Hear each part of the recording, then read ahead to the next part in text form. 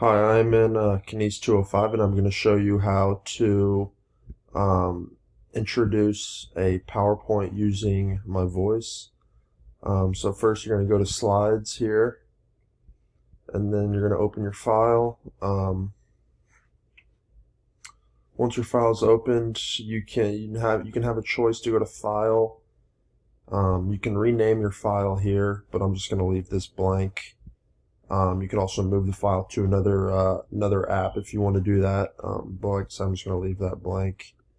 And then from there, you can insert some images. You can upload from your computer if you have some recent files or some downloads, right? Downloads that you have downloaded from the internet. You can do that there. You can you can also search from the web, so you can go on the internet and look up images off the internet right here in this spot, and you can also upload pictures by using your photos in your camera roll here. Um, from there, you can insert a text box here like I did in this whole portion here.